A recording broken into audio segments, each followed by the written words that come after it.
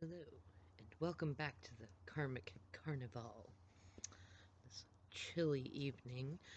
This is 10/24/2020, and this is going to be a reading for the portal on 10/28/2020, which I've been feeling called to it being a portal, but it seemed like an off thing to think of as a portal um, until I looked up that it is the day that, it's the day right after Venus and Mercury both transition into Libra, which is related most significantly to the Justice card in Rider-Waite Tarot and to karma and balance. And I also noticed that within the numbers, we have 10, 28, 2020, which the numbers that stick out to me in that is that 2 and 8 is 10. And that it feels strongly to me like it is related to the 10/10/2020 portal, which I did a reading for, and I would recommend look around at what other readers predicted in that and think about what was happening for you at that time. I think I called it something else, but I'm kind of thinking of it as the spinning portal or the portal of unraveling. And it feels like 10/28 is not the end of that portal, but more like almost like a peak, but it depends on where you are in your journey. It could be a peak followed by another peak, or it could be the peak and then start to go from there. But that 10 in there feels really significant. And on top of that, when we add the 1 from the number 10, and sorry, excuse me, it makes it a 10/10. So it's like a second 10/10/2020. Um, yeah, which just, like almost feels like just another layer, and I'm kind of looking for what other portals may play a pattern in that. Um, I do know I'm going to do another reading for the Blue Moon portal and also for 11/11/2020, which to me really seems like a twin flames portal, although we will see. It could also be a justice portal because, again, 11 is related to the justice card, and which is also the karma and karmic card. And it also, again, highlights issues with court and legal systems and karmic relationships, karmic lessons, and things, and very much fits in with all the oppositions that we have going on. And also, as I predicted, it's not a prediction, but I talked about in earlier readings that I did, we had this strange dynamic of having all this extra Scorpio energy in Libra season, and now we're having all this extra Scorpio or extra Libra energy in coming up in Scorpio season. So it's interesting that the two are playing on each other the way that they are. It kind of keeps us in the karmic carnival a little bit longer, but it's not bad. And really, just depending on how well you've worked on things, will really show you the reflections in the funhouse of what you can work on. And there, I tried to do this video a few times earlier, and actually, a couple of things happened in my own, uh, I suppose my own karmic carnival. My life's pretty drama free for the most part because I have cultivated it that way. Um, but excuse me, that. In any case, so the portal also has, so with 2 and 8 being 10, if we add the 1 from the other 10, we have 11, which again is that Libra energy in there. And then adding to that, we also have 4 from 2020, which would be 14, which is the Temperance card. And that is about music and healing and balance, and also about spirit kind of holding two cups just slightly apart from each other, pouring them and balancing, things like that. And within that also we have the number 2 and the number 5, which is the High Priestess and the Hierophant, which is one of the divine, in fact, the most spiritual of couples in the Rider-Waite Tarot deck. So already we're seeing some very interesting themes going on here. I seem to have a mousy or a rat friend. We live not far from the woods, so it's not surprising to me, but they're usually not so bold. Um, And there's been other themes of others having like mice and rats and things like that in their environment. And typically, they come to tell us to pay attention. Pay attention to the little things. Read between the lines. And also, they can either herald something coming back to you that was once stolen or lost, or something being stolen and lost from you. I have a sense for those of you that have been really working on your healing that if you're seeing images of them or seeing them themselves, that it is likely something coming back to you, which happens a fair amount in Mercury retrogrades, but it has been predicted by many, including myself, that a fair amount of um, people, things, relationships, and such things will be returning. The ones, especially the ones that are of spiritual significance and connection during this Mercury retrograde, which you might not see them in it, but the process is happening. Spirit is working on it.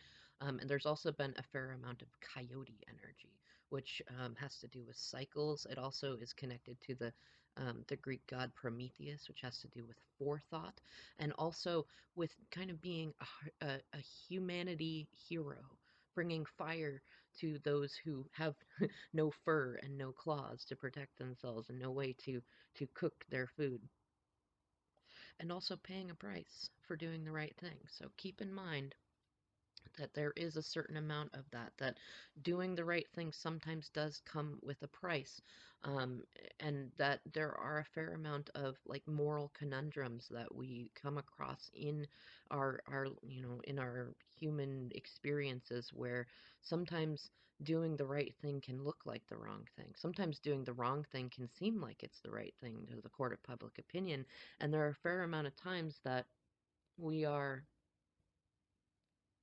well, that we are, in a manner of speaking, punished for doing the right thing. But if you have faith, and some of the cards are even showing this too, if you have faith and you trust in spirit, you trust your journey, you trust the energy of gratefulness and authenticity, and you stand in your truth no matter what comes at you in this karmic carnival. No matter, I mean, it's almost, if I think about it, it's like a haunted house carnival. Like, it's not just a fun house, it's like a haunted house one, like some of the escape rooms where they'll have different people jump out at you to scare you. Like, that's going to happen a fair amount. And there's a fair amount of secrets and various different things coming to light that it's not that they're meant to shake you, but they likely will shake you to some degree. And it's more a question of what path do you want to choose next, especially when it comes to so much 10 energy. If you're seeing 10-10 a fair amount too, or 10-10-10, then that is a part of this unraveling and this spinning, this square dancing cyclone energy, so to speak. And it kind of suggests like, well, it's a lot about choice. What do you want to do? What do you want? Where does your heart call you to? And are you going to listen to it? And with all of this 11 energy in there, there's a lot of karmic energy, and there's a lot of revisiting various different lessons that we may have already come across, and kind of doing a backwards forwards as a part of a 360 cycle that we all go through on a regular basis, but that many people are revisiting as far as it could even be as far as 20 to 25 years ago. Like, things that happened then have been happening throughout the year. I mean, really, it's up to you. Like, look at what's been going on for you in this last year since 2020 started. In fact, 1/1/2020, what started then, and even before that, because I like to count the new year at the witch's new year, which is Samhain, which, depending on your tradition, can be October 21st, or it can be October 31st, or it can be whenever the full moon is in there. But look back to then, during that Mercury retrograde. What was going on? Was there something that you lost, or was there a relationship that fell to the wayside that's been very meaningful to you? Or has there been, did somebody enter into your life that now you feel like you've been in a circus or a carnival or a haunted house with? Or maybe you've literally moved into a house that is haunted with them. Like, there's these themes are really, really coming out. And actually, I find it kind of interesting that because of the light behind me, it's making a little bit of like static energy in this video, but I'm going to keep it. It's much like the energy all around. And really, that in a way is kind of what the camera is picking up on, is energy all around. And there is a lot of energy, especially at night. I know that I've been a part of Team No Sleep, and I know a lot of other people have been having trouble sleeping, and there's also an increase in dreams coming about. Pay attention to your dreams, especially now. In any case, yeah. There's also some, the Mercury retrograde stuff, which is misunderstandings, miscommunications, and sometimes trouble thinking. So I do apologize in advance for some of the random orderness of this video, but I've been trying to do it several times today, and I'm just going to go with it. So now, I've decided in our zodiac moon cards that I'm going to read where the sun is in right now in Scorpio, and I'm going to read where the moon is going to be in on the 28th, which is in Aries, and then I pulled an extra card. It just felt right, and we'll just see what it says because it feels like it has to do with the portal then, and if, funny enough, it's the moon in Taurus, which the moon is going to be in Taurus on the blue moon, and the card is blue. I'll show it to you in a minute, but somehow it is also related to the blue moon, so we'll see. We'll see what other themes are coming about. So first of all, Sun in Scorpio. I know it's kind of hard to see in this light, but it is a beautiful orange red. And it says, a passionate, intense, or mysterious phase. Sun in Scorpio, passion. And also is the eighth card, which has to do with the strength card in the Rider-Waite deck, which is it's partly about learning to tame ourselves in the right situations. It also, in reverse, has to do with losing strength due to codependent relationships and dynamics.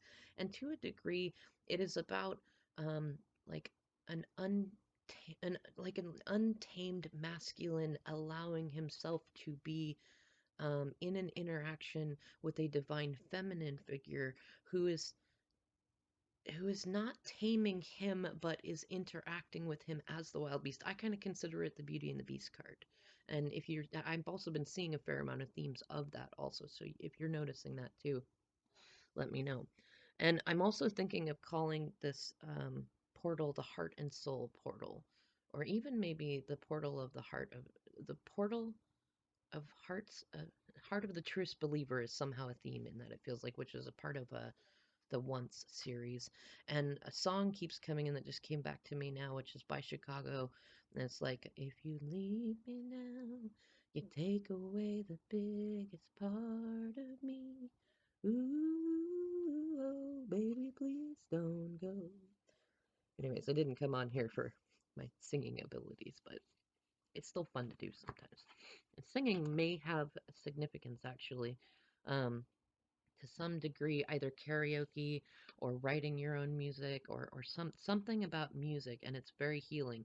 Being that it's a day that adds up to 14, the Temperance card makes sense. And although the Temperance card is often about both patience and temptation, I really feel like it actually is more about the reward for those who have been patient in this moment, a recognition of your patience, if you will. But it also brings in the dynamic of that it may be, this Scorpio energy and Libra energy may be pointing out where the times that we have been impatient have brought us deeper into hard to deal with karmic situations. And it may also, because it's the shadow side of Scorpio, be putting us in many tempting situations. And not all of them are bad. Sometimes it tempts us towards a path that is good for us. Do we choose it? It's part of the Wheel of Fortune card. Anyways, the Sun in Scorpio, a passionate, intense, or mysterious phase. This is the card of deep passions, intense emotions, chaotic people, secrecy, manipulation, and at its worst, aggression and conflict. A passionate chapter is present or about to begin. This may be related to a phase in your life that is transformational as you progress from one circumstance to another. A completely new approach to life due to profound developments will unfold. Rest assured, you can rise like a phoenix from the ashes of dramatic circumstances. Which reminds me, too, um, Scorpio is related to the death card in tarot, and it's funny that this talks about phoenix, rising like a phoenix, because I relate the death card to phoenix moments or butterfly moments, which is also related to Scorpio. And it's those moments when our ego tends, like parts of our ego struggle so hard to keep us in place and to keep us living in survival mode rather than releasing control and releasing resistance, that it feels almost like we're going to like spontaneously combust or something like that. And they are often moments where, despite all the control we may have had in other moments, we cannot control it and it goes. And in the moment, we may feel like we're going to explode and we're not going to make it through it. But actually, once we get through the reaction, the anger, the tears, whatever it is, we end up finding that we are so much better for it on the other end, and we feel lighter and transformed, and like almost floating like a butterfly. And I feel like that is definitely a big theme from now up to that portal, and maybe even through to the blue moon. And I'm getting a strong sense that for those of you that have been in karmic relationships or even twin flame relationships that have been in a karmic phase, that it may be that this portal, um, I mean, if you've been waiting on somebody, it may be that their phoenix moments happen in those moments. The death card moments happen during this time, and things that they may have been trying to avoid um, letting go of, or people they may have been avoiding letting go of, or things like that, will kind of take care of themselves in their own phoenix moments. And if you've been in one, it may also happen that way too. So, especially with this Mercury retrograde energy, don't try too hard to push anything too big. And keep in mind that things that happen in Mercury retrograde often don't last. So even like, I mean, if you end up signing any legal documents, or well, it's not even that they don't last, but usually they are plagued by a whole lot of problems. So if you get into any legal talks or binding agreements or anything like that, either they won't work out, or there'll be lots of delays and things like that, or you could get screwed really, really badly if you get into them. Or it could be that through those entanglements, especially if you're feeling pressured into or forced into any of them, might actually end up revealing what's behind somebody's mask, especially if you say no or wait, and you wait until the Mercury retrograde period is over, which includes the post shadow period. So Mercury retrograde is over on November 2nd to November 3rd, and 2 weeks after that, we are in the post shadow of it. So be mindful of that, especially as Mercury will have entered Libra and then will be going back into Scorpio. So be careful of anything that you get into between now and then. Anyways, so yes, an all consuming relationship and a charming or attractive person may be at the center of a great change in your life. Maintain a level headed approach to people or your passions, emotions, and overindulgence in food, wine, alcohol, or drugs may become all consuming. Be careful. Maintain a clear mind and avoid obsessive or destructive thoughts and actions. Make efforts to be centered and seek to be calm. Channel energy into constructive pursuits and work off excess energy at the gym or the beach. You will feel passion. Well, it doesn't just have to be a beach either. It could be around water and nature as much as you can. You will feel passionate about an interest or a venture.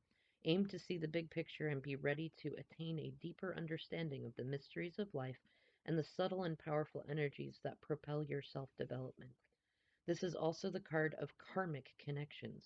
A karmic relationship is best navigated carefully, as there is a soul connection that will last through eternity.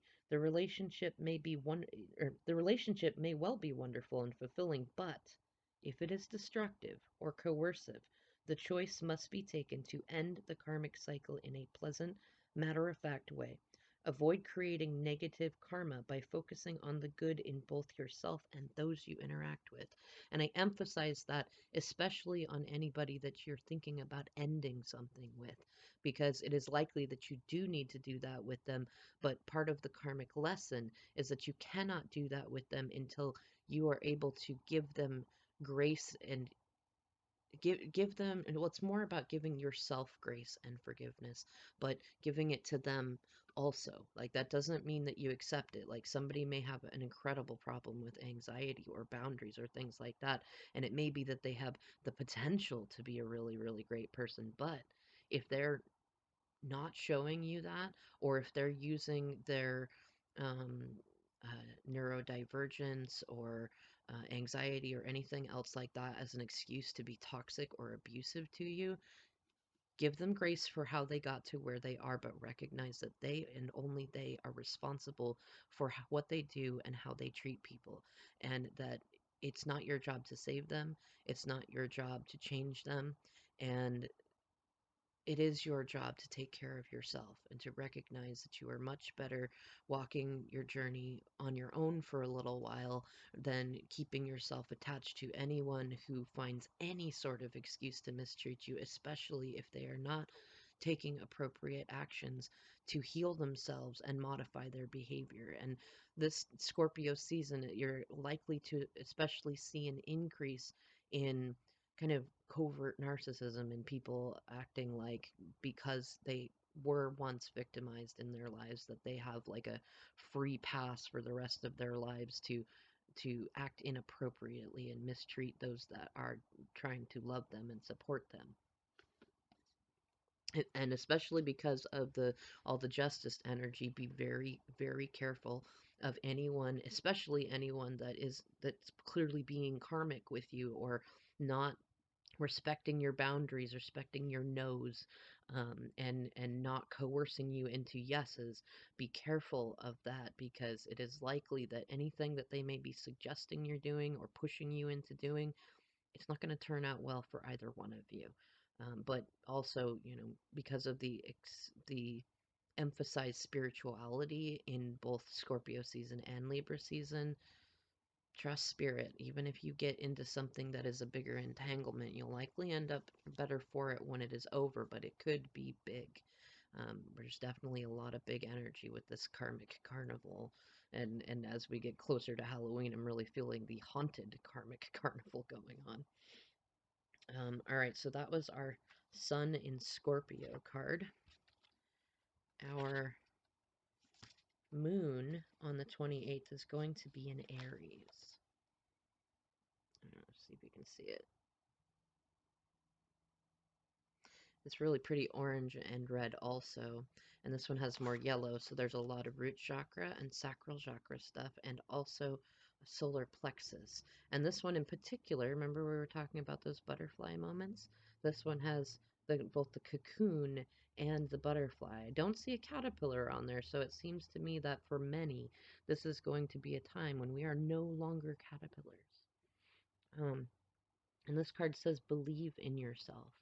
And courage, which interestingly enough, that is related the to 8 and um, to the strength card, but that was in the Scorpio card. This card is number 13, which isn't that funny? The dynamic on that 13 is the death card, which is related to Scorpio. So how funny is it that on that very day the Scorpio sun that is related to what should almost be on this Aries Moon and Aries card. In any case, it says, courage, believe in yourself. Emotionally, you will feel motivated to express your independence and individuality. You may also feel that something new is on the horizon, but are unsure exactly what it is. An exciting and independent phase is in full bloom or is about to take place. Take the time to enjoy yourself and feel the life force surging through you and the joy this brings. You enjoy your independence and can progress with your sails at full mast. You feel That's so funny. I'll have to show you in a minute. There's another card that relates to, remember that, sales. Um, you feel ready and willing to be a pioneer, to stand up for your ideas and to initiate fresh projects. Your vitality and entrepreneurial abilities are in demand. You can be the boss now, so take charge and take action. However, take nothing for granted. Be grateful for your abilities. Avoid bossiness, as you will be in demand by those who wish to collaborate with you at work or in personal ventures. A particular project, or the time that you have spent standing alone, may soon come to completion, and when it does, you must be prepared to meet others halfway and collaborate. Singles may be ready to commit Singles may be ready to commit or for a fresh phase in life. Your independence may be a threat to someone ready to commit to you or someone you are already in a relationship with, so consider your options carefully, which is interesting considering what the Scorpio card said. Are you better in a partnership as a member of a team, or are you better at going it alone? The surrounding card will point to the answers. If you feel a little restless at the moment, avoid rash decisions and take the time to enjoy life while being aware that something new is waiting in the wings. You'll be ready to accept new challenges when they arise, which is it's interesting because that Scorpio moon card talked about significant relationships and including karmic relationships. And with that energy in there, it's funny, I've not yet read that card in this deck yet. And with that energy in there, um, so the interesting thing is we actually have a double Mars element in there, and while Mars is actually in Aries and will be at that time and retrograded for that matter, but Scorpio is dual ruled. It's Pluto and Mars. Aries is ruled by Mars, so we have some double Mars energy in there, which I think in a way might almost counteract the Mars and Aries retrograde energy, but we'll see. It definitely seems like both cards have a theme of breaking free of karmic relationships. So, it might be that this is a big unraveling on this. Now, because of the courage involved and believing in yourself in that, I'm definitely, I think, double downing on the heart and soul portal. Now, the third card that we got, this is an interesting one. I haven't looked at this yet. It's the moon in Taurus. Let's see if I can get it to it's kind of hard. It's got very pretty pearls on it. In, it looks, it's an oyster, but it almost looks kind of like an abalone shell too. But those are different beings, and it probably is just from the way that they did the art. And this card says personal growth and self-esteem. And oh, look at that! It's card number 14. So again, we have the Temperance card in there, also with the Hierophant. And you know what's funny? What I'm really feeling called to actually is that the pearls are a very feminine energy. Taurus is also of the Empress card. And actually, I was thinking it's funny, the Aries card 13 equals 4, which is the Emperor. And actually, now that I think about it, Aries is the Emperor card. So now we have the Emperor and the Empress, and we already saw the Hierophant and the High Priestess just in the numerology. But what I'm kind of getting the sense of is that there will likely be a focus on almost like the value of femininity to a degree. And if you think about it, like when you think about the phrase diving for pearls, right? Part of why pearls are so valuable is it's funny. It's not even that they're hard to find, but it's hard to find those with that don't have a ton of imperfections that are enough to make a pearl necklace and things like that.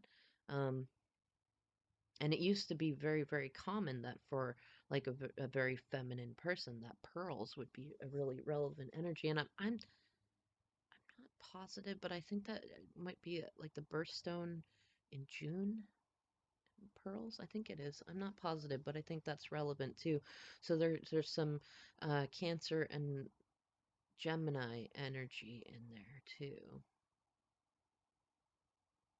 And it says self-esteem, so I'd imagine it's a lot to do with self-worth, but not just self-worth, but the almost like others recognizing our worth, especially if we are feminine energy, or us recognizing the feminine energy in others and its worth. And kind of it's funny because pearls are very, very solid. They're very hard. They can be scratched, but they're very difficult to like break. You can break the string, but the pearl itself is very difficult to break. And even the oysters themselves, are somewhat tough to get into. So it could be a focus on that specialness almost. I don't know, there's something to do with that. But um, this card says you'll feel emotionally drawn to indulge in life's delights. A sensual phase and a strong sense of belonging are present right now. A deeply intense tie to a person, an idea, or a project could reach a new level. Um, Goodness, what is that? Pearl. I can't remember what it's called, and I usually know what it's called, but there's it's like a decorative thing that they'll often put on guitars, and they use pearl to do it, and somehow I feel that that's relevant, especially being card number 14 related to temperance, which has to do with music. There's going to be some really significant stuff to do with music on this day. I know it. Anyways, sorry. A sensual phase and a strong sense of belonging are present right now. A deeply intense tie to a person, an idea, or a project can reach a new level. Sensuality, a sense of stability, and security are qualities you will look for both in yourself and others. They are within reach. A strong pull to music, the arts, beauty, and love is present in your life. You will enjoy reveling in the sensuality of life, and your emotions may take the lead. A love affair or relationship can bloom, but if a sense of belonging is absent, this can lead to feelings of insecurity. As it is time to establish a sense of security, it is also a good time to boost self esteem and self worth. As these qualities form the bedrock of your sense of stability, organize your finances so they will provide you with the stability you are looking for. In these ways, you can attain a sense of security.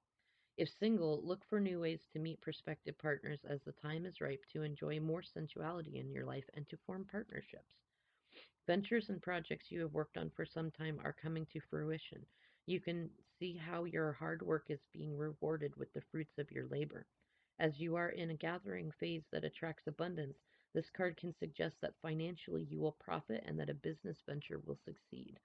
A financial or business venture can lead to more opportunities. This is a fertile phase for you, so ensure you maintain your upwards trajectory by attending to your finances and business opportunities proactively and methodically. It is also a period of personal growth in which your goals will become more attainable as you develop your self esteem. I was also thinking about it. It's so funny. I don't know if I said it earlier, but it like the blue moon that's coming up will be in Taurus, and this is a blue moon card, which is really funny. Um, I was just thinking about the significance in that we have the numbers that come up for and the signs of the Emperor and the Empress, while the Sun is in Scorpio, which rules the eighth house, which is the bedroom, which is very interesting. So there might be a large significance that has to do with the bedroom, which also it's like passion and lust and physicality and also the spiritual nature of various relationships or lack thereof and passion and lack of passion where we lack it and things like that. Hmm. And also Aries rules the first house, which is the youngest house. So there may be something to do with babies or children that are significant. And it's also ego. The first house is ego, and wherever our first house is, it ends up becoming our rising sign, which often is our personality and our ego, and what we tend to present to people until we really feel safe being vulnerable with them, and then we show them our descendant sign, which is funny because in this case, if Aries was our rising sign, Libra would be our descendant sign, and that is related very much to the season that we're in, right? Or the season that we just left, but we're going to have a whole bunch of Libra energy. And pearls are also connected to Libra in that Aphrodite Venusian type of energy. And Taurus is ruled by Venus. So again, we see another connection to the justice slash karma card. Very interesting. And then yeah, Taurus is the ruler of the second house, and that is a lot to do with career and materialism, but also sensuality, um, how we feel about things in a kinesthetic in a physical way, and often connected to like sensual pleasures, food and things like that. In a house, I relate, so Scorpio's the bedroom. I actually put Aries, the first house, I related to the mirrors in a house. It is the reflections of ourselves, our ego, and also our inner child. So that has a theme there too. And then the second house, I usually actually relate to the closet, where we tend to keep all of the extra things, the luxuries, but also where we keep our coats and gloves and hats and sometimes shoes, like things that we need for self-care, but also things that we have more as a point of growth. So those are some interesting themes that we have in there. Now, I'm going to start with the Rider-Waite cards that we have. And actually, I think I'm going to start with what is in the deck and then go to the rest here. So our shadow card that we have here. Actually, I'm gonna pull the last two that are on the bottom. They both feel well. Okay, this is gonna be weird, but I'm gonna go with it. I'm gonna pull the last three that we have, which we have the Ace of Wands reversed, the Five of Wands reversed, and the Queen of Cups reversed. So already there is a challenge in standing in our personal power. This card, when in upright, is about personal power. It's also to do with the sacral chakra and sexual energy, and it can indicate that we either have a challenge in speaking our truth or that we are being blocked from our personal truth, and it's funny as thank you, lighter, for showing me that we are lacking that divine spark, that divine inspiration, and that communicating how we feel genuinely can help release that resistance. We also have, so the Five of Wands in reverse. So in upright already, it's usually a bit of drama, but it can be positive drama, building, working together, trying to figure things out. It's a little immature, but you're working it out. In reverse, I usually see two patterns. The first is just drama in general that is being kicked up, some sort of a fight or an argument, either with you and someone else, or you may be hearing about a large drama that is coming about, especially being with Ace of Wands is also there and the Queen of Wands is there. Um, but I often see a secondary pattern to the Five of Wands in reverse, which is almost like the desire to create drama, or to create conflict, or even just to allow conflict to happen. Now, it's funny because the Queen of Cups, it to me is always related to Scorpio. And when I did one of my very first readings on this channel, it was last year's Mercury retrograde in Scorpio when I looked it up, and that is very much related to the Queen of Cups. Although it was upright when I looked it up at that point in time, and now it is reversed. So I would definitely look to what sort of themes have come up, either if you identify as feminine, regardless of your gender or gender identity, if you identify as feminine energy, and you have what I want to say, like if you identify as it, or you recognize like a karmic feminine energy, especially someone who has been, you know, trying to make themselves appear to be a Queen of Cups upright, which is usually very loving and empathetic, a great mom, a very romantic partner, but also very reserved and knows when to speak up and when to not. She's very feminine. She's the Queen of Cups, which is water and emotions. Like she's a master of her emotions, and she is often the one helping the King of Cups, and they're very intuitive. But in reverse, we see somebody who is moody, narcissistic, and often uses emotions to manipulate those around her, and can be very scorpionic in an unevolved negative sense. So I have a feeling, and she's, because she's, I mean, all queens are related to mothers, but I have a feeling that coming up in this portal, especially heart and soul, which I think I'm liking that this has very much to do with how we see ourselves as feminines, and how we see other feminines, either if we identify as masculine or feminine, like some kind of healing of the mother wound to a great degree. There might even be some challenges with literal mothers, whether as like a mother of your children, or you as a mother dealing with the, like, say, the father of your children, or your actual mother or grandmothers. There's some sort of theme in there with that. But what I'm really feeling called into, especially with all the blue in all three of these cards, is that this energy is really calling us to stand in our truth about our feelings, especially towards anyone who is being toxic and trying to either make us feel like a jerk for our boundaries or trying to get us to not have boundaries. There may be people literally trying to pick fights with you, or there might even be, because this is the Karmic Carnival, there may be others who are either secretly hoping that you will kind of play a part in some drama or conflict and kind of help them a little bit, or that you might speak a truth that you've been holding back that could help them speak up a truth, or um, hmm, it could be that you just simply hear about these things. It really depends on where you are in your journey and what you're doing. And because these are in the shadow card position, the underlying theme, it seems to me that much of this will not be spoken about, but because of the wands and the cup energy, it will be intuited. So definitely listen to your intuition, listen to your heart, and don't let anybody coerce you. I don't care how much they may be playing the victim. There may even be those that talk about being suicidal or being destitute if you don't help them, or make you feel like you're awful if you don't, give of yourself when you really need to practice self-care because they need or want something.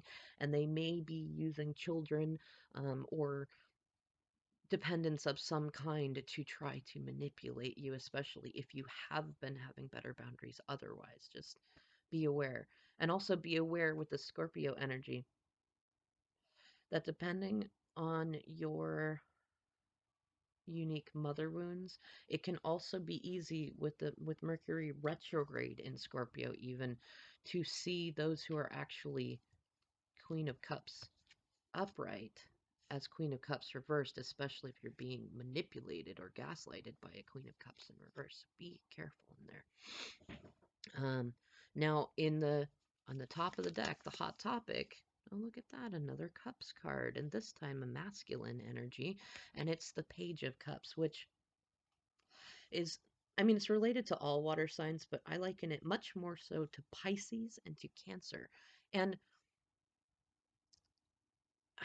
okay, there's many meanings to it, but what I'm really feeling called to right now, and this is the hot topic, so this is what is kind of in the air. It's related to children, especially those that are like, I want to say like between like 8 and 16-ish, but it can deal with older children like 16 to 20 who are still very immature and who also use emotions in there. But what what I'm really feeling called to is a lot of this is immature energy in masculines. Um, and there's two meanings to it. Often it is a romantic apology that is on its way. And you might sense it intuitively at first.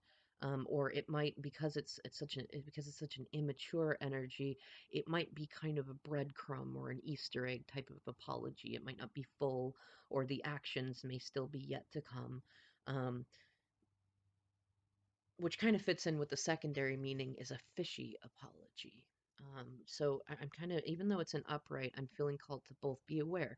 There may be some who try to either act apologetically but don't say it, or they may apologize and not, like, they may take some small steps to try to show like that they mean it, or they may speak to you a little more romantically, maybe test out the waters a little bit, especially if this is a masculine person who's Cancer, Scorpio, or Pisces dominant in their chart somewhere. Um, but it also has the energy of those who apologize more to either placate you or shut you up or to get you to do the next thing, but they don't back up their actions. They don't, the apology does not line up with the actions, or they don't fix what is going wrong. Like they may say, "Oops, I forgot," or "Oh my gosh, I'm so busy," or "I have anxiety, you can't hold me against that," or something, or my ADHD or my autism or whatever thing you have to let me treat you like a jerk because I have a problem and you need to be more graceful to it. Like that sort of thing. Like an apology that really isn't an apology. And because of the fish element in there, and because of all this energy around, I have a feeling that there will be a lot of discovering how we gaslight ourselves and how we allow others to gaslight us. And I really feel like that page energy is kind of coming in to show us more, as is the Aries moon energy. And in the center of the deck, the heart of the matter, the Ace of Pentacles, which is interesting because that gives us two aces, which feels like the aces are getting in their places with this portal on the 28th. And interestingly enough, I'm also feeling called to look at the card that's right underneath that, which is the 10 of Pentacles. And lo and behold, wouldn't you figure, right beneath that is the King of Pentacles. So we have three pentacles in the heart of the matter, which suggests to me that there is a new beginning.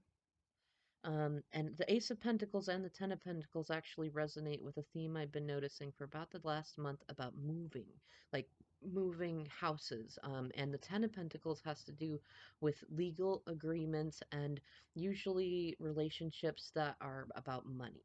So it could be that there is a King of Pentacles energy.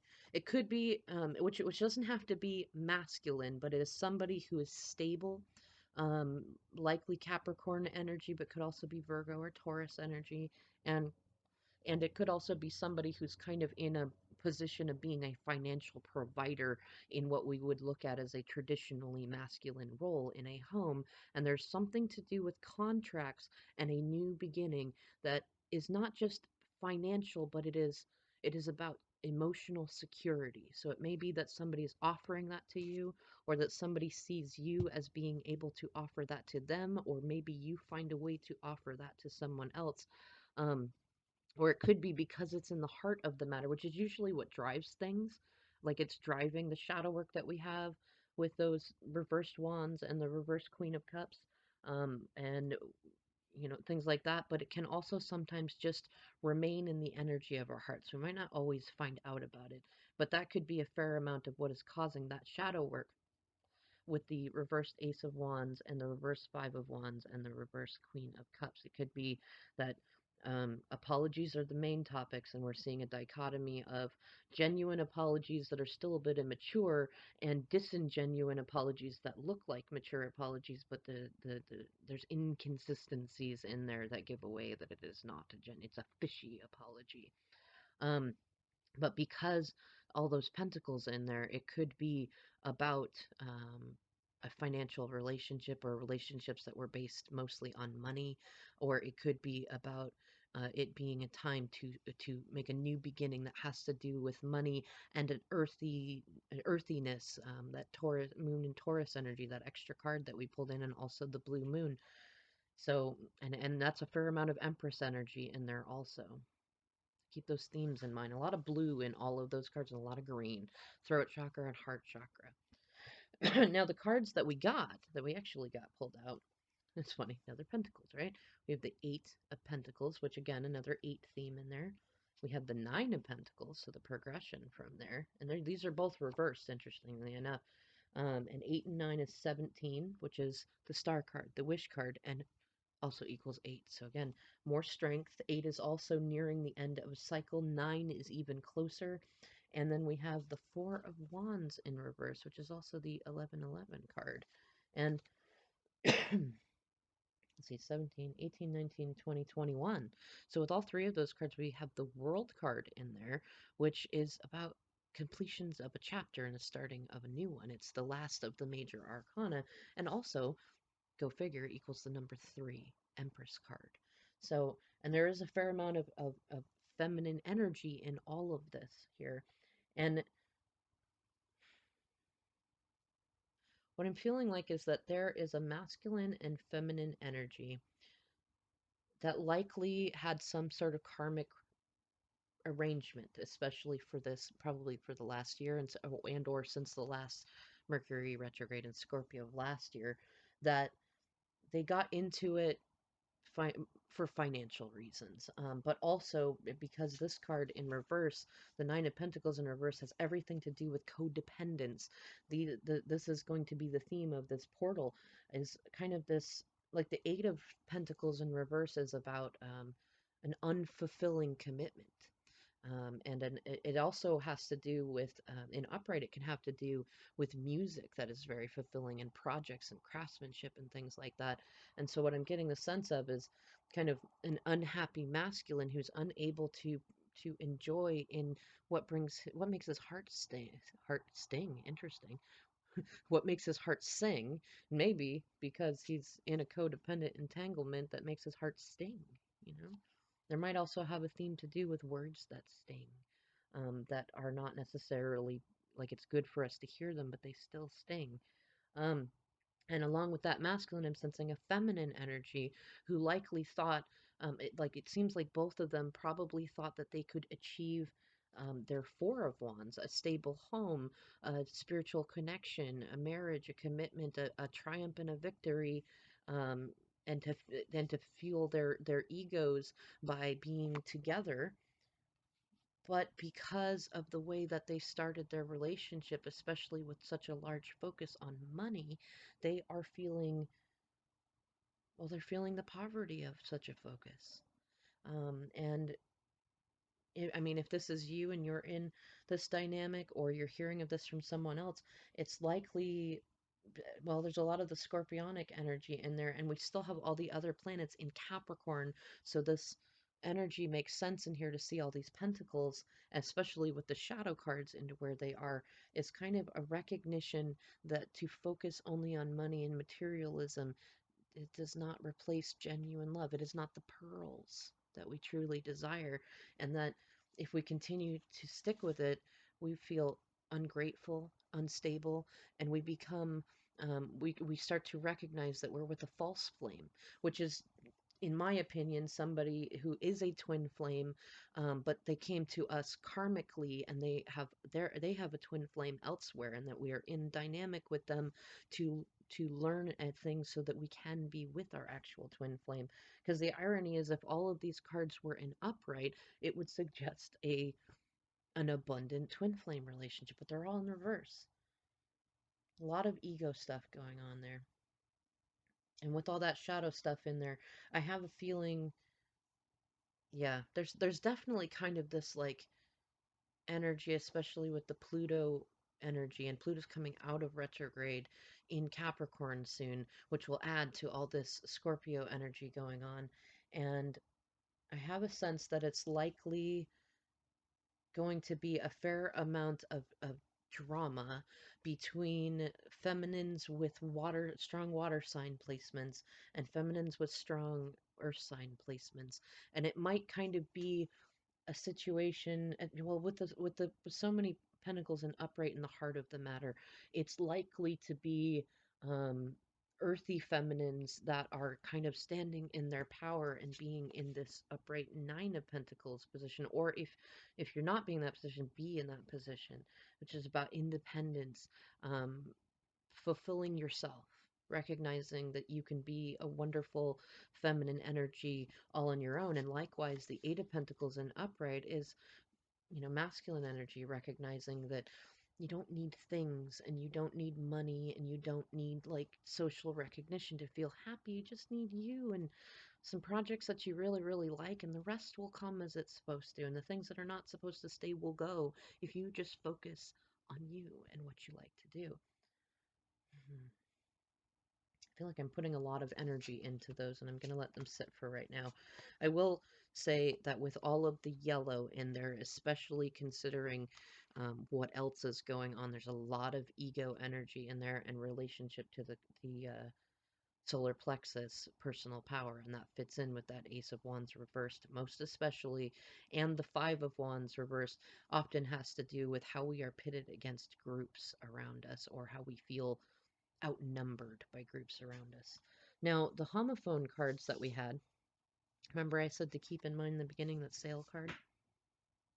Guess what we got in the homophone card, right? Sale. And I'm feeling called to recognize the back of it also, which is sale, like as in a home sale, but it's reverse. And sale in reverse, yellow, orange, red, and blue, yeah.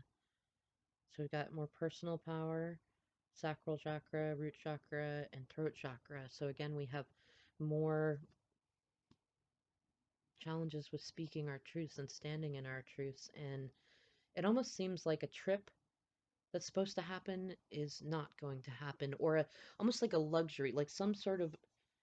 In fact, with the moon and Taurus as the extra card, I'm kind of getting called to say that this is almost like, whereas, sailing would be fun and it's an adventure and it's travel and it's fun emotions, that in reverse, it's not fun.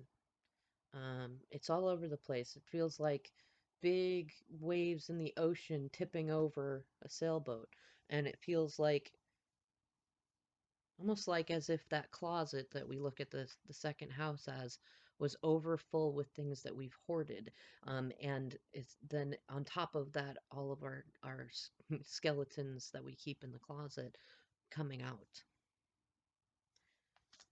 Hmm. Now we also got eight. Eight as in I ate I ate the cookies, but in reverse, which we also had a theme of this eight card this way coming out before, but it's been coming out this way, and I do think it does relate to the Enneagram 8 card, but it also could suggest, I mean, because it's on 8 this side, I'm getting the sense of if you look up Enneagram 8 in its worst, aggressiveness, vindictiveness, vengefulness, things like that, those could be themes either from you or from people around you, but also because of the picture in this card, which is a child with a mess all over its face, like this. I'm getting called to the saying, egg on your face, which is like, when you've allowed a situation, either you didn't know it was going to end up bad or you knew it, but you were trying to avoid the consequences, and so you ended up with egg on your face where everybody can see how much of a mess that you made and didn't face. But also, I think there's the energy because of what we're seeing in here, um, with kind of the devouring mother, the abusive mother type stuff in there, that if you're in any kind of dynamic where children are being used to manipulate you or stall you or keep you or things like that, especially children that are not your own, but that you feel empathetic for, it could be that this portal is helping to unravel that and either to show you what is happening or um, or to help you heal some sort of inner childhood wounds. Maybe you had scarcity of food when you were growing up, or maybe you were overindulged in that way, and it could even be a combination of both. I have a feeling, though, that there will be a strong theme with like food and children, like how we feed children, how we indulge children, or don't indulge them, how we neglect them and let them get into things and make messes and don't provide structure. Um, and also the same way that we treat our inner children, and themes of how we were treated as children, especially babies. The last card, which is very interesting with the 10 theme, is the sum card. It's in reverse, but if you put it upright, it's sum, and it's 6 plus 4, which equals what? 10, right? So another Wheel of Fortune theme. We also see 6 and 4, which is the Lovers card, and the Emperor card. So if we take the Lovers and the Emperor and we add them together to get the Wheel of Fortune, but it's in reverse. And we see the Sail card in reverse, the 8 card in reverse, and that gives us a sum of the Wheel of Fortune in reverse. I have a feeling that any sort of karmic entanglements where children have been used to keep you, or if you've been neglecting your own children in some sort of way, that the karma is going to come up and unmask that and reveal that. And well, especially with this Mercurial retrograde energy and Scorpio and all of the Justice card energy, the Libra energy, that it's likely, especially if you find yourself dealing with any legal entanglements during this Mercury retrograde or as it goes into Libra and back into Scorpio, that just just have faith in spirit. If you're doing right and you're at least and you're owning your own shadows and where you have not always done good, because nobody's perfect. Nobody is better than anybody else. We all have ways that we can improve and grow. If you're focusing on that, it will work out for you. But I also get the sense too, being that it's an equation in reverse, it'd be that something doesn't add up. There may be a lot of holy stories. Now, next, in our shaman cards, we have three cards. We have the Great Mystery. I love this card. It says trust. And also, you notice we have the butterfly energy in there. So again, we see another theme of butterflies, which is very much related to Scorpio, but it's also related to the King of Swords. So truth, um, logic, intuition, and cutting away of that which is no longer necessary or that is not good for us and creates instability. And I know that I read earlier in some of the other cards that there was a lot to do with trust and faith. And there's a lot of regalness in this card, especially being that it is a lion in there. You may be dealing with someone with strong Leo placements, and or there may be a theme of like royalty, kings and queens, empresses and emperors, hierophants and high priestesses, things like that. But there's a lot of spiritual energy in this. And because of the placement of the butterfly and the color of it, kind of an indigo purple, there's a lot of third eye stuff going on. You may find that your intuition strongly increases in a way that it had not before, and that others' intuition around you is increased. Next, we have the four-legged card, which says endurance. And remember I was saying the theme, like mice, rats, coyotes, rabbits, things like that. In this particular card, we see the mountain goat, the stag, the horse, the buffalo, the wolf, and oh, look at that again, the lion. So we have double lion theme there. So those with Leo placements are strongly highlighted. So already trust and endurance. So you may feel extra tested in your faith, and things may seem very strange and very fishy. Big Fish, as a movie, in fact, has been a theme, and it's kind of that things things end where they begin and begin where they end, and are not usually what they appear to be on the outside, just from the outside view, you know. So also, if you have somebody that you feel like is feeding you a big fish and you know that their situation is actually very different, trust your intuition over what they are saying, if even if it, I don't know, just trust your heart and your intuition, and it go with your third eye at this time, because Scorpio is very much to do with shadow energy and learning to trust our intuition. Lastly, we have the lower world card, in the past. So trust, endurance, and past, which, third eye at the lower world and the four-leggeds can tend to go together.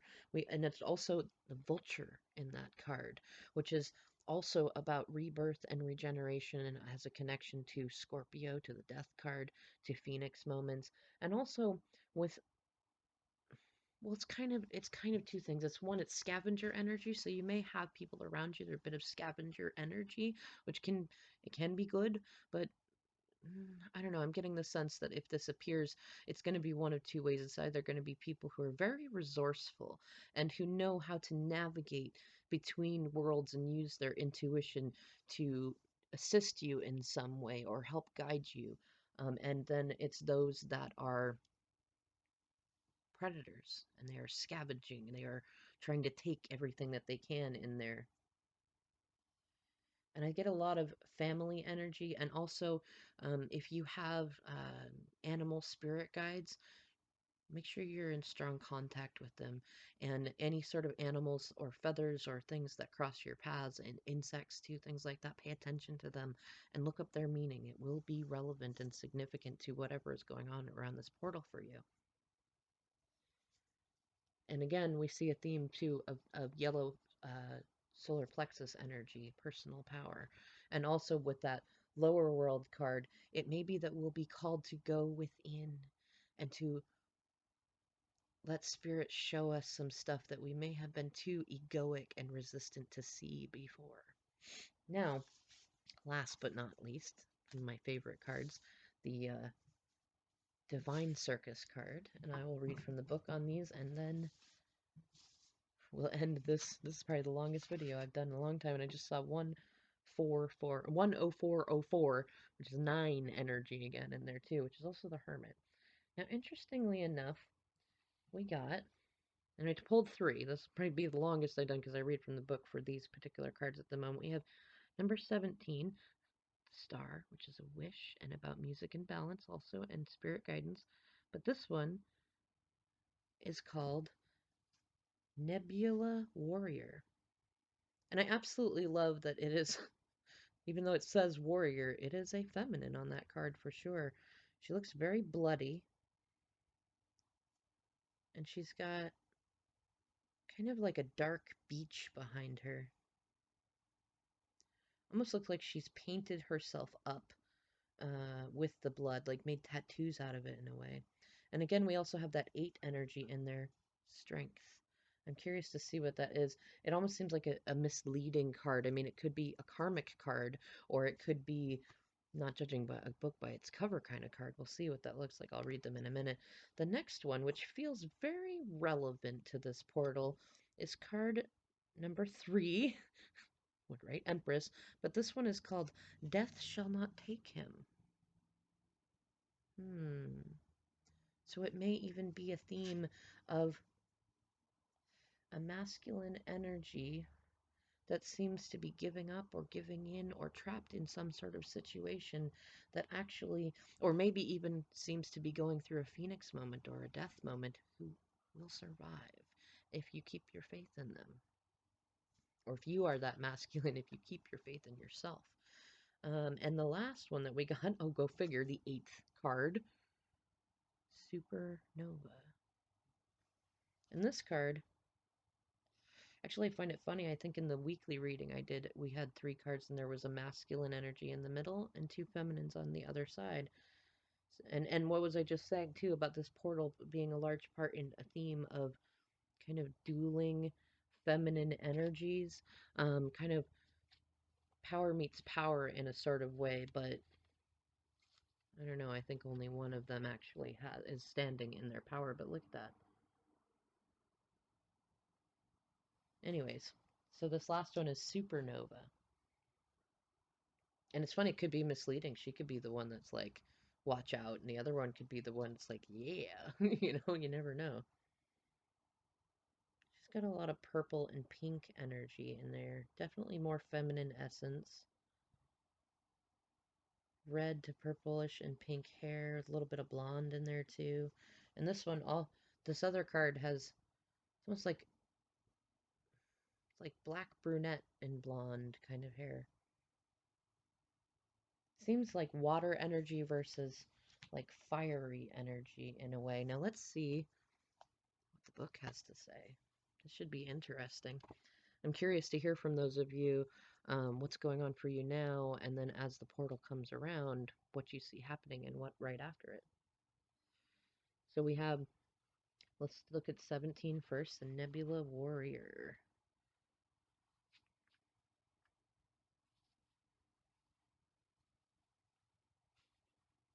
Just love these cards. I definitely recommend this deck if you're looking for a good oracle deck.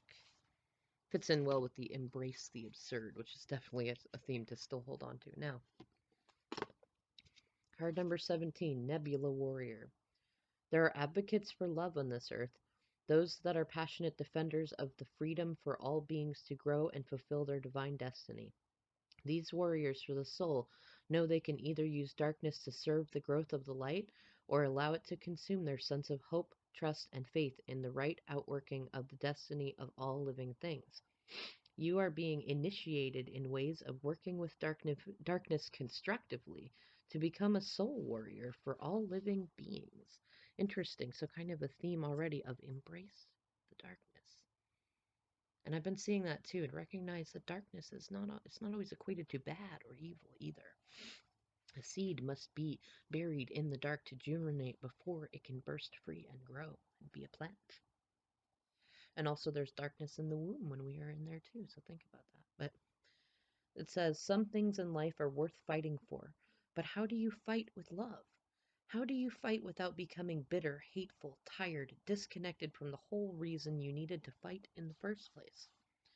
To be a warrior for love and the soul, you have to be smart.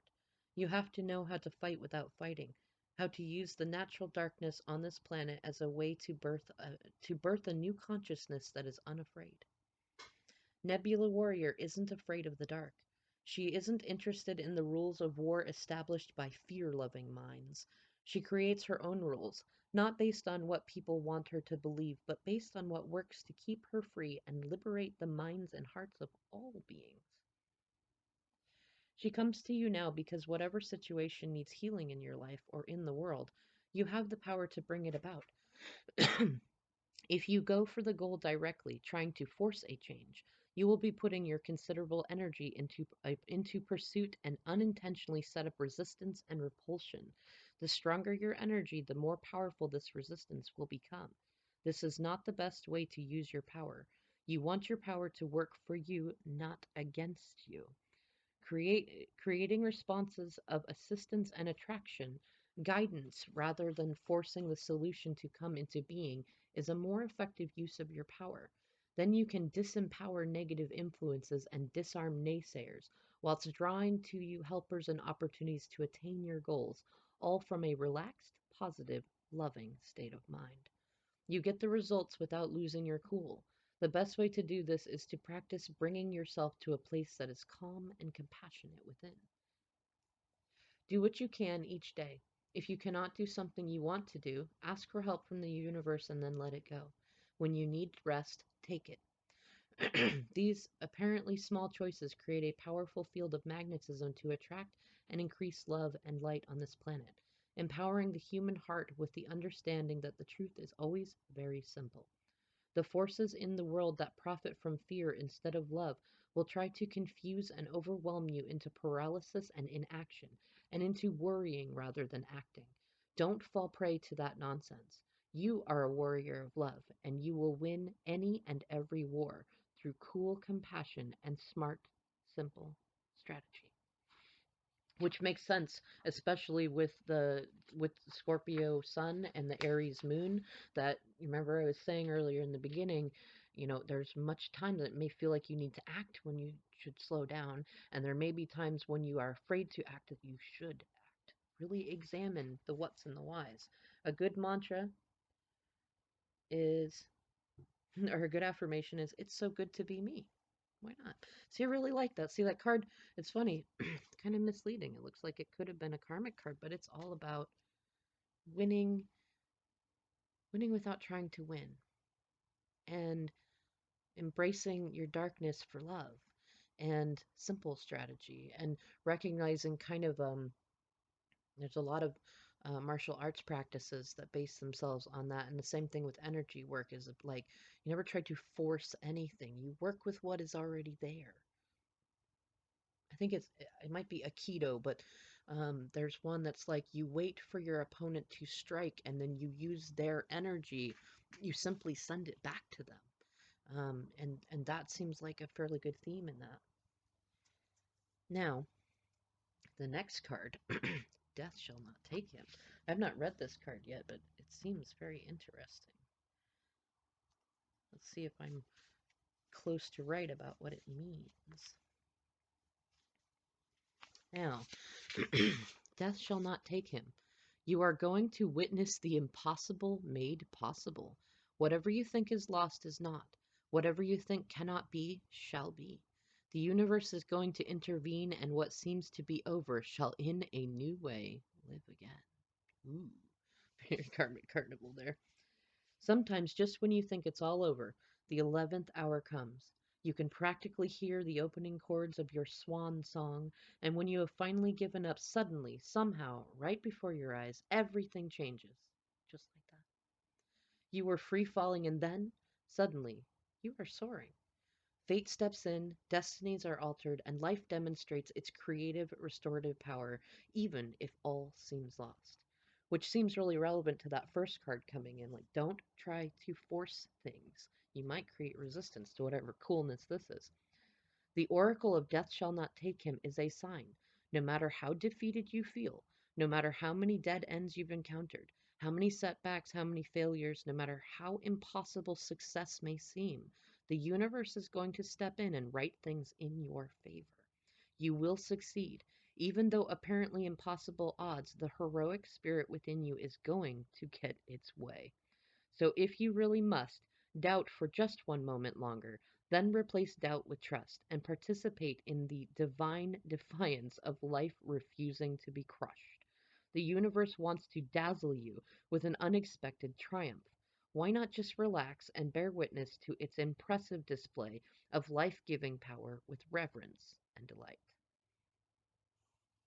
Affirmation: stone is warmed by the blood of life. The universe dazzles me with its life giving blessings, and all I need, love, want, and desire comes to life in me and my world. And the artwork is called Resurrection. Feels like an interesting theme, especially with the lower world card in there and the endurance and the trust card in there too. So don't be afraid of the dark. Embrace your darkness to a certain degree. Don't force things just because you feel like they're going wrong, and have faith that the impossible is going to become possible, and probably faster than you think it will. Definitely. And Scorpio has a lot to do with faith too. So that is that. And we saw that in the Aries moon card, that believe in yourself. Believe that you are that worthy, that someone would change for you like that. Believe that you are worthy enough to stand up to somebody. Believe in yourself. And if you see somebody that you want to be with, but you feel you're not good enough, damn it, stop that. You are too. Now, the last card, Supernova, eighth card. And also, let me think about it. So, 8 and 8 is 16. So, we have Tower energy and Chariot energy there. But 16 plus 3 is 19. Oh, look at that. The Sun card, Enlightenment and the Masculine, and also related to Leo, the Lion. Some sort of triumph. And also the Sun card is, it has another, it's also to do with children, but it also has to do with bearing our naked truth and feeling joyful about it. So some sort of theme there, a lot of children theme. So 8, okay, come on. I'm wearing gloves because it's freezing out here, but I like the background a lot better than my inside space. Come on. I'm getting stuck on. The pages are sticky, and I know that that was a theme during the 1010 portal too. So you might find some sticky situations going on. Now, okay, supernova. Something in you needs to be unleashed. This is not quiet and steady growth, but more like a wild explosion of creative energy and sacred fire. The, the spark your rapid The sparks your rapid growth will create shall ignite your body, mind, and soul, inspiring you to expand even beyond what you believe is possible. Your light will shine far and wide. You cannot control it, but you can trust it. I just had this image in my mind's eye too of it was like a lion and a lioness, like it was changing between the two, like being in a cage and bursting forth from it. So it may be if you felt caged or confined in some way that you will release yourself if you're waiting on somebody who's either been in their own mental prison or have been in a literal like imprisoning type situation, that they might surprise you with an extra burst of strength with all this 8 energy and burst free from an ungrateful home situation, possibly with a false flame. Now let's see. A rocket is capable of traveling far and with great power and speed before settling into an effortless orbit far beyond the world in which it began its journey. To launch, however, it requires power. A quiet and contained power is not appropriate for the task. A raw and explosive force is needed to propel the rocket from the known world of Earth towards its destined orbit in space.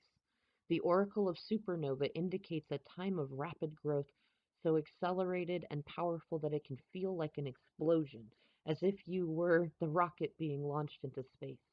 It tends to be of high intensity but short duration. Whilst this is a positive thing, it can cause shockwaves and disrupting patterns and create feelings of instability and even uncertainty as your world starts to change in ways you don't feel are within your personal control. You may feel like there is a powerful momentum moving you out of what your life has been towards some new unknown destiny. As it moves from the dramatic force of the launch towards the eventual peace of an effortless orbit, the rocket will jettison the very thing needed to get the journey started. This isn't about disposing of the essentials, the people and things that really mean something to your heart, but rather of letting go of old attitudes, ideas, ways of being, and attachments to allow for utter freedom to ascend.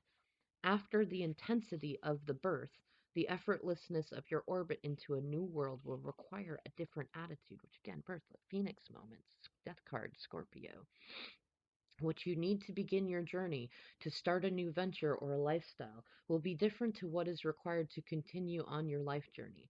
You need to trust in what is happening at all points on your journey.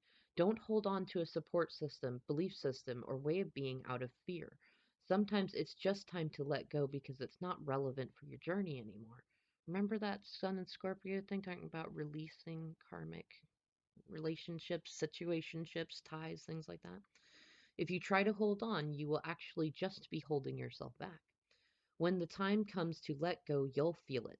People or situations will not be able to reach you or you them, even if you are making an effort to try and stay connected. Previous support systems and connections won't be able to support you anymore on the next steps of your journey. It's like they are training wheels that are no longer needed. They would just get in the way. So you have gratitude for what was, and with love, you let it go. The oracle of supernova reminds you that after the intensity of the birth, there is another birth of sorts, the settling into a new pattern of life at a higher altitude with more peace, effortlessness, and consciousness. Each phase happens naturally, and you'll feel when and how to respond to each phase in your life as you trust yourself, which we have that trust card, right? The affirmation, if I can get the page to turn here, is love erupts through me in an explosive wave of sound and light. Peace is created as the way is clear for my true and immediate success. Which it still fits into that dichotomy in there of like there are going to be moments when you want to act when you should not, when you should trust in the universe and just have faith that things are working out, that death shall not take him, that yes, you may be in the dark and feel picked on, but you're doing just fine and doing enough. And there are some other moments when you should act and not be fearful that it like if the spirit in which you are acting is in genuine love, it isn't in ego, it isn't in trying to control others, it isn't in, as that supernova card, it isn't in trying to maintain power, it is in love and spirit and ascension and things like that, then follow that burst. But remember, like it's kind of a when in doubt, don't act out. You will feel the right moment when the moment comes to act, and it will likely have something to do with an ungrateful home situation, something to do with money, codependent dynamics, probably becoming single. A lot of this card is about becoming single and in upright, but because we have the 8 and the 9 of Pentacles in reverse with the 4 of Pentacles in reverse, I'm have a feeling that karmic relationships that have been unstable already will they will take care of themselves, because that same energy there, anyone who is not acting in love, who is either using the light to cloak their nefarious darkness, or who is pretending to use the dark in a loving way to manipulate us, will be outed, and likely in a fiery thing that will release especially masculines from their ties with karmic feminines. But also remember that um, it's energy, it's not necessarily gender related, so it could also happen with you. But be careful, because with all this Pluto and Neptune and Scorpio energy and all these different things going on, especially with the unraveling and the connection to heart and soul in there, things may not be what they seem. And especially any situations that you are so positive that it's over, it's done, that there is no more to give, or that they are done, or things like that. don't count them out so quickly. If nothing else, you can always count them out later. You can count yourself out later. Just keep your faith a little longer. When you have doubts, allow them to flow in as you need to. Just saw 1, 2, 3 on the clock. Allow them to come in and so you can feel them, but don't keep them. Let them go and go back to faith. Faith in your journey, especially as the last card on the bottom of the shamanic deck was Drum, which says awaken. Like this karmic carnival, the haunted karmic carnival is leading us to awakenings. We shall see. In any case, if you made it this far through this video, thank you so much. I appreciate your appreciation of these readings, and I look forward to seeing you in the next